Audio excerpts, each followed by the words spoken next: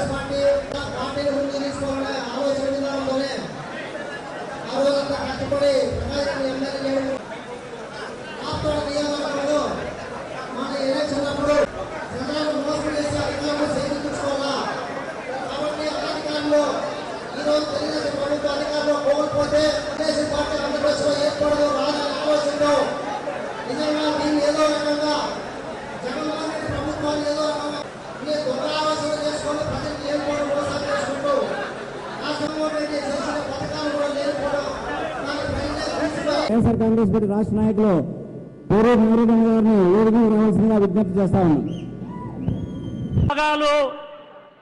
ముఖ్యంగా తెలుగుదేశం చంద్రబాబు నాయుడు యొక్క మోసపూరిత హామీలు చైతన్యం తీసుకొని రావాలని ప్రజలందరినీ కూడా తెలుగుదేశాలని తెలియజేయాలనేటువంటి ఉద్దేశంతో రాష్ట్రంలో ఎక్కువ మంది సర్పంచులు ఎంపీటీసీలు ఆ రోజు మోసపోయాం.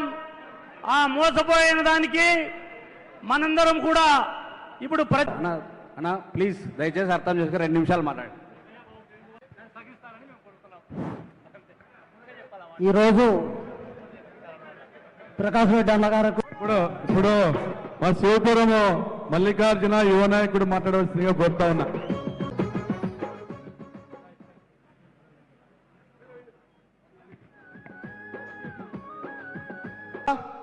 అదేవిధంగా రాప్తా నలుమూల నుంచి ప్రకాష్ రెడ్డి అభిమాన పనులు విచ్చేసినటువంటి ప్రతి ఒక్క తోపగతి ప్రకాష్ రెడ్డి అభిమాన అందరికి కూడా హృదయపూర్వక నమస్కారాలు.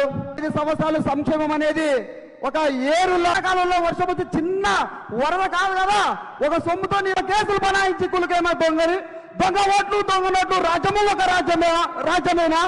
తప్పుడు ఈవీఎంలతో గెలిచిన ప్రభుత్వము ఒక ప్రభుత్వం. హలో వైఎస్ఆర్ కాంగ్రెస్ పార్టీ రాష్ట్ర కార్యదర్శి పోరు నాగిరెడ్డి గారిని చివరిగా మాట్లాడవలసింది కోరుతున్నాను. బాబు షూటీ మోసం గ్యారంటీ ప్రోగ్రామ్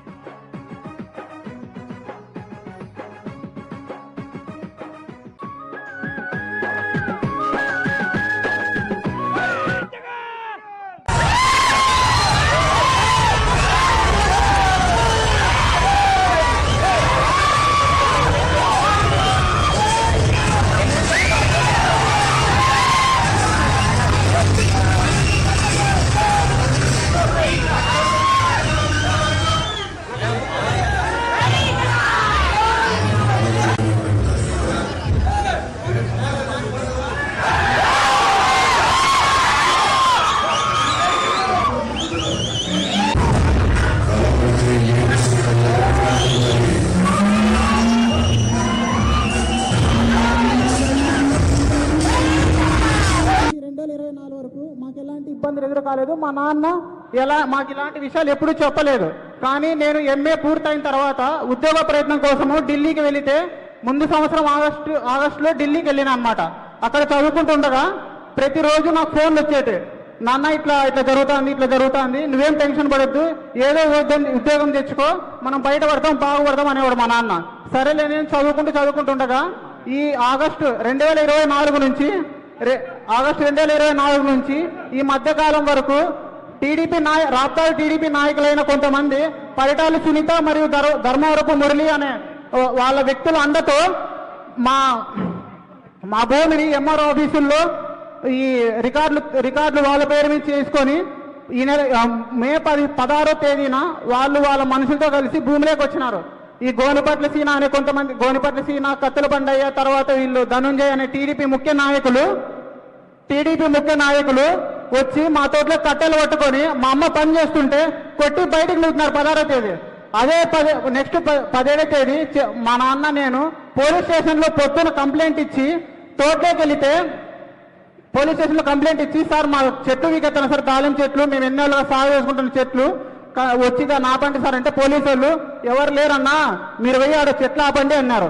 సరేలే ఏం చేస్తారు పోతే అని మేము 17వ తేదీన నేను, మా మామ, మా అమ్మ, మా నాన్న నలుగురు తోటలోకి వెళ్ళినాం.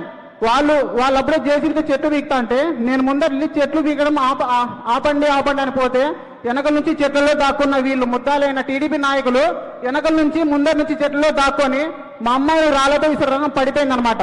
ఆమె పడిపోతానే మిగతా మా నాన్న అమ్మాయి సంపేశ్వరాన్ని వెళ్ళిపోరాను ఆయన పారిపో అంటే నేను పారిపోనన్నా అని కూడా కాలి చూతా అంటే ముందర పోతున్నాను. వీళ్ళు మా అమ్మని, నాన్నని, తర్వాత మా మామని కొడగాన్లతో కట్టెలతో చంపి మా అమ్మ నాన్న అప్పుడు అక్కడికే ప్రాణాలు వదిలేసిపోయినారు.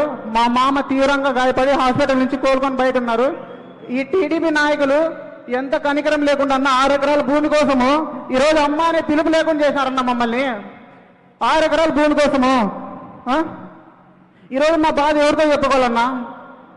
మా నాన్న ధర్మవరం మురళి దగ్గర పోయి, అన్న ఇది ఇట్లా జరుగుతుందన్న, ఏదో చేయండి అంటే, సరేలే సెటిల్మెంట్కి వద్దాం, సెటిల్మెంట్ చేసుకుంటామంటే చెప్పండి అన్న అంటే, ఆయన అడిగింది అన్న ఇట్లా కాదన్నా, మేము అన్యాయం పోతాము, మాదన్న భూమి, ఇట్లా వద్దన్న అని చెప్పితే, సరేలే నీకు ఇంకా నువ్వేమని చేసుకో అని చెప్పి పంపించి ఇట్లా వీళ్ళని వెనకలు ఉండే టీడీపీ నాయకులను తయారు చేసి మొత్తానికి మా అమ్మ మా నాన్నని లేకుండా చేసి ఈరోజు ఆ భూమిని సాధించుకొని ఉన్నారు.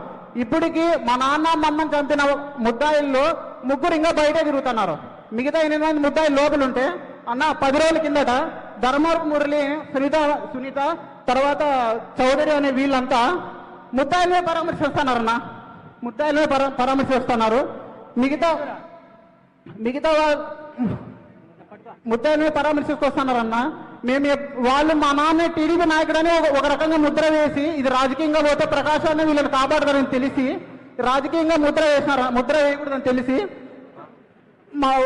మా నాన్న టీడీపీ నాయకుడు అని చెప్పినారు కదా, కానీ వాళ్ళు మమ్మల్ని ఏ రోజు పరామర్శించగలదన్న. ప్రకాష్ రెడ్డి అనే ఫోన్ చేసి, రే మీరు తమ్ముడు మీరేం బాధపడుతుంటారు, నేను వెనకుంటాను, మీకు అండగా ఉంటాను, మీ నాన్న మీకు జరిగిన అన్యాయాన్ని నేను ప్రశ్నిస్తానని నాకు చెప్పుకుంటూనే వస్తాడన్న. అన్నా ఈరోజు మాకు ఏం మిగలేదన్నా, అమ్మ లేరు, నాన్న లేరు, మాకు అండగా ఉంటే మీరుండాలన్నా. ఇప్పుడు మీరు మన ప్రభుత్వం మీరుంటేనే మేము బయట పడతామన్నా. మాకు ఇంకా మా చేతిలో ఏం లేదు, అంతా మీరు ఈ అన్యాయాన్ని మీరు ప్రశ్నించి మాకు న్యాయం చేసిందో కోరుతున్నామన్నా.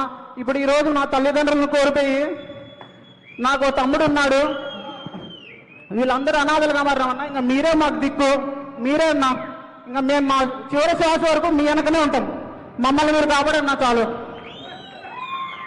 తమ్ముడు ధైర్యంగా ఉండమ్మా, దేవుడు అనేవాడు ఉన్నాడు, దేవుడు చూస్తూ ఉంటాడు. అన్యాయాన్ని ఎప్పుడు కూడా ఒప్పుకోవడానికి ఓర్చుకోడు. వైఎస్ఆర్ కాంగ్రెస్ పార్టీ సంపూర్ణంగా నీకు అండగా ఉంటుంది, నీ కుటుంబానికి అండగా ఉంటుంది, మేమందరము నీకు అండగా ఉంటాము. చట్టపరమైన పోరాటం చేద్దాం, తప్పనిసరిగా మీకు న్యాయం జరిగేంత వరకు కూడా పోరాడదాం. ధైర్యంగా ఉండు.